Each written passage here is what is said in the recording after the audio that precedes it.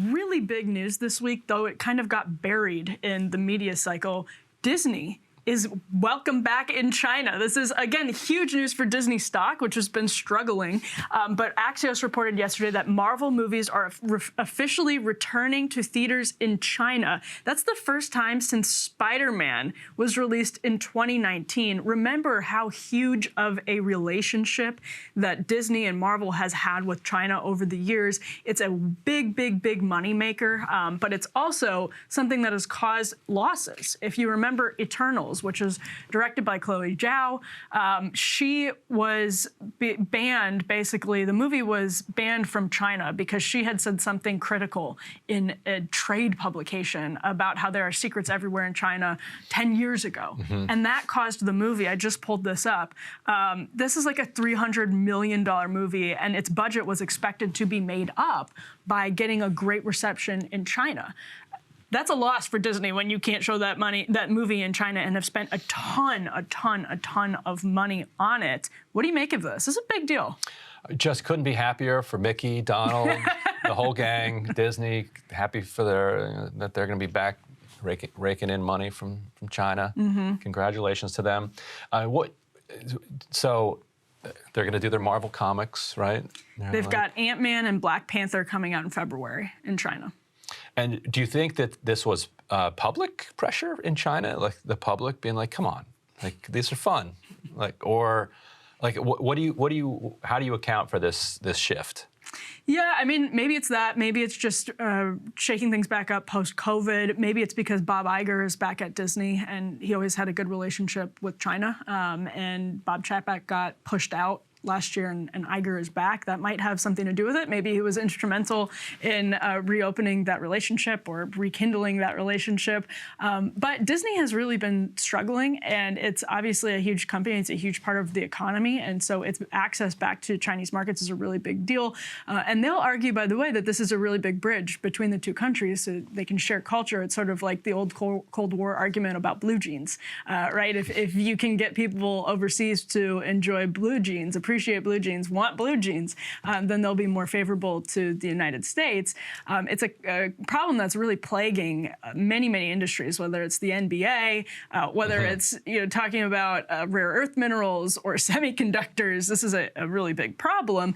And Disney, it's interesting, Thor: Love and Thunder, I think it was Axios that pointed this out. It dropped over the summer. It was not approved by China's censors because it had LGBTQ themes in it.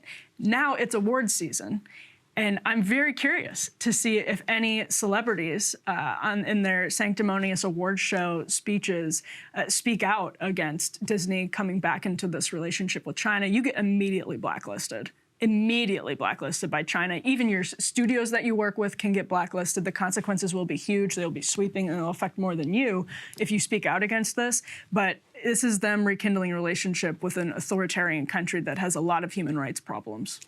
Right, and so some people would call it a bridge, but what you're describing sounds more like shackles, right?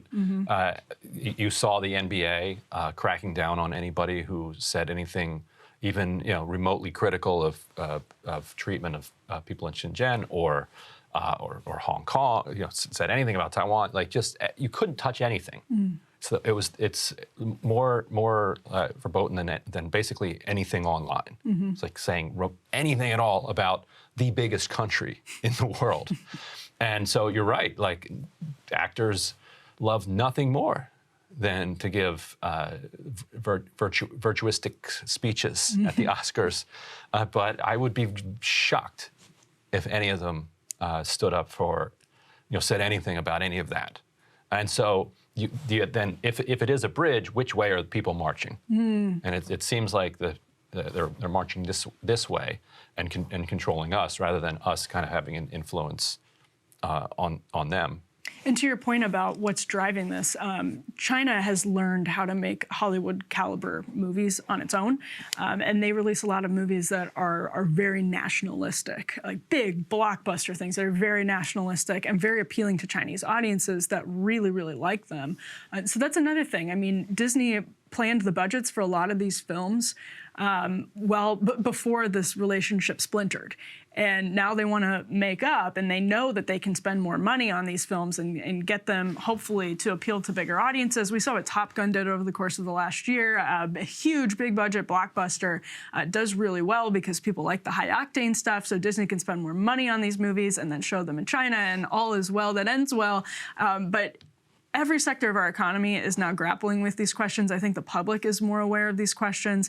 Mulan, which never ended up getting shown in China, thanked the law enforcement of Xinjiang in the credits, which was a huge controversy at the time. So good luck to Disney. A huge lucrative contract or a huge lucrative move to be able to open up that relationship again with these two films. They're going to make a lot of money off of it, maybe break even on the films because of it, or even do better than that. So we'll certainly keep following this in every sector of the economy because there are some real problems for American business leaders. Yeah. Hey guys, ready or not, 2024 is fully upon us now, and Sagar and I have been brainstorming ways that we can really up our game for this critical election. Yeah, we rely on our premium subs to expand our coverage, to add staff, to upgrade the studio. We just want to give you the best independent coverage of this election, which is possible. So if you can help us out, become a premium subscriber today, breakingpoints.com, or the link is down here in the description video. It really means the world to us, and if you like what we're all about, this is the best possible way to keep us 100%